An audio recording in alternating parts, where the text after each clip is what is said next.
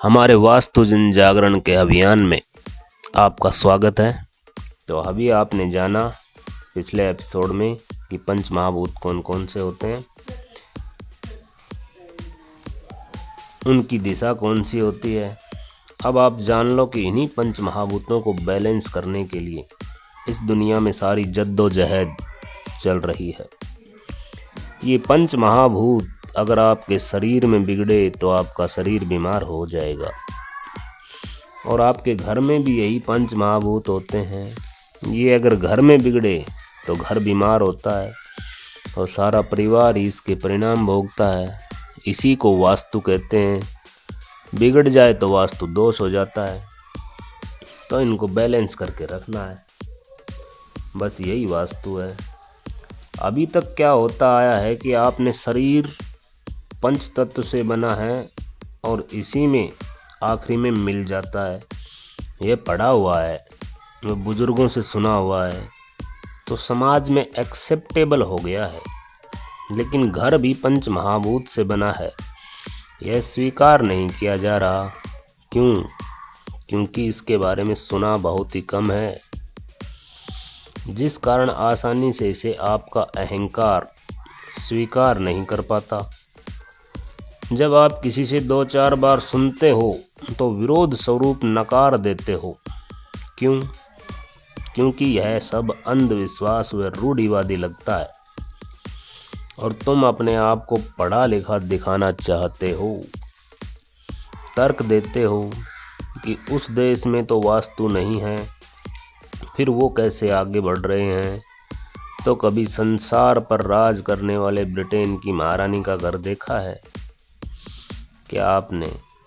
नहीं। फिर अगर वो भी इस विद्या का उपयोग करते थे, यह जान लोगे तो क्या कहोगे? बोलो। व्हाइट हाउस अमेरिकी राष्ट्रपति का घर भी वास्तु का पालन करता था। अब उसमें थोड़ा नॉर्थ ईस्ट में दोष आ गया है, वह अलग बात है, पर उसके परिणाम स्वरूप आज अमेरिका अपनी पकड़ व छवि खोता जा रहा है। ये तो आपने देखा ही होगा। अब चीन को देखो, वह फेंग शुई विद्या का व्यापक स्तर पर उपयोग कर रहे हैं। जो भारत के साथ आज़ाद होने वाला देश भी आज सुपर पावर बन चुका है, और जिस भारत के पास यह विद्या सबसे पहले थी वह अभी विकसित होने की कतार में ही चल रहा है, या कहीं चलना ही चालू किया है उसने।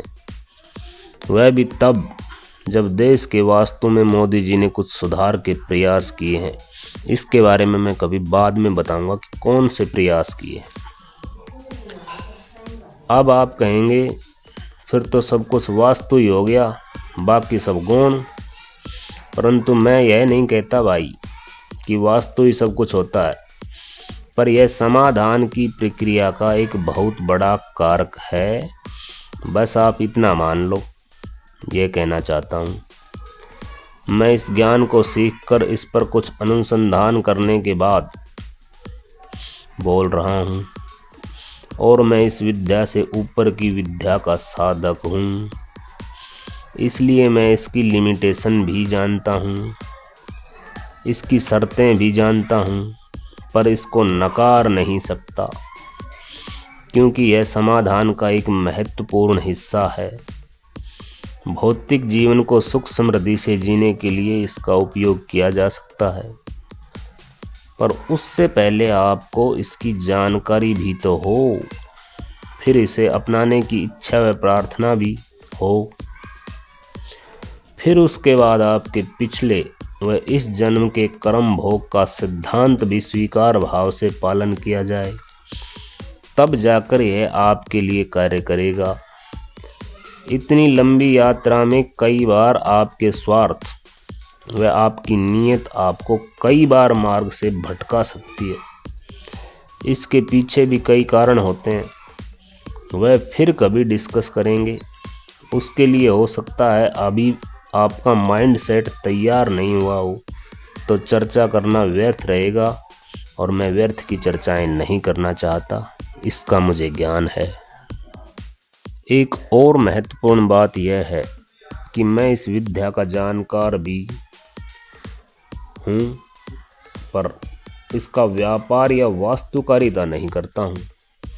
न ही अभी भविष्य में वास्तुकार बनने की कोई इच्छा है, क्योंकि मैं तंत्र साधक हूँ और ये सब विद्याओं के उद्देश्य छोटे छोटे होते हैं, सब हित के होते हैं, और हमारा उद्देश्य बड़ा, वह प्रकृति के साथ चलने का, प्रकृति के कार्य करने का होता है, जिसमें जो कुछ भी मैंने प्राप्त किया है वह मेरा नहीं है, वह सबका है।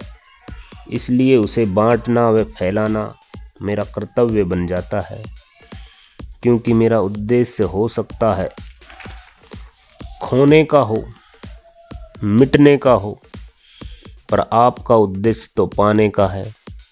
अगर कुछ ऐसा है जो इस विद्या से दूसरों को मिल जाए तो मुझे वह दे देना चाहिए। इसलिए मैं निस्वार्थ जन जागरण हेतु ये दे रहा हूँ, क्योंकि मैं सिर्फ 1-2 साल में जो भी सूचना ज्ञान है उसे समाज में बांटकर उस भार से निर्भर होना चाहता हूँ, ताकि मेरी आगे की यात्रा पूर्ण हो। इसलिए अगर आप मानते हैं इस विद्या को और इसकी सेवाएं लेना चाहते हैं तो किसी भी जानकार ज्ञानी सज्जन से, जो ईमानदार हो, सेवाभावी वास्तुकार ज्योतिषी की सेवाएं अवश्य लें।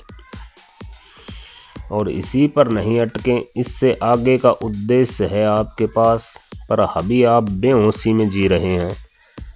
तो जब ये तंद्रा टूटेगी तब सही, तब तक अपने जीवन को सुख समृद्धि से जियो व लोगों को भी समृद्ध बनाओ, तो सार्थकतापूर्ण जीवन हो जाएगा आपका। अपने ऋणानुबंध जल्दी से चुकाकर आप आगे बढ़ो। अगर यह वीडियो देखने के बाद भी आप नए कर्मों से बोझ बढ़ाते हो तो भी एक गलत निर्णय ही होगा आपका, और उसके परिणाम भी मिलेंगे। आगे चलकर मैं कई तरह के जन जागरण कार्यक्रम करूँगा। मेरा कार्य ही यही है। आप किसी पर भी आसानी से विश्वास नहीं करते हो, यह मुझे मालूम है, पर इस क्षेत्र में बहुत से लोग बड़े मीठे शब्दों के जाल में आपको फंसा सकते हैं और करोड़पति बनाने का लालच देंगे, तो वहीं आप फंस जाएंगे या फंस जाते हो, क्योंकि यही तो आपकी कमजोरी है कि आप बिना सही दिशा व व्यवसाय कार्य क्षेत्र चुने बिना और बिना मेहनत के करोड़पति बनना चाहते हो। और यह कमजोरी उन ठग लोगों को मालूम है, क्योंकि ऐसे ठगों के वीडियोस के थंबनेल में करोड़पति शब्द जरूर होता है। दोषी वो नहीं है, आपका लोभ है दोषी, जो आपको वहीं लेकर जाता है। उसके पीछे के कारण क्या हैं, उन पर आप काम नहीं करते हो। बाकी सब धीरे धीरे बताया जाएगा। आप जुड़े रहो, लोगों को शेयर करते रहो। सभी कारणों पर चर्चा करेंगे आगे चलकर। यह वीडियो देखने के लिए आपका बहुत बहुत धन्यवाद। ऐसे ही जुड़े रहिए, लेकिन हाँ, बांटते भी रहिए। प्रकृति ने आपको अगर कुछ दिया है तो समृद्ध बनाया है या कुछ भी दिया है, तो आपकी एक लिमिट है। उस लिमिट के अलावा जो मिलता है वह बांटने के लिए मिलता है।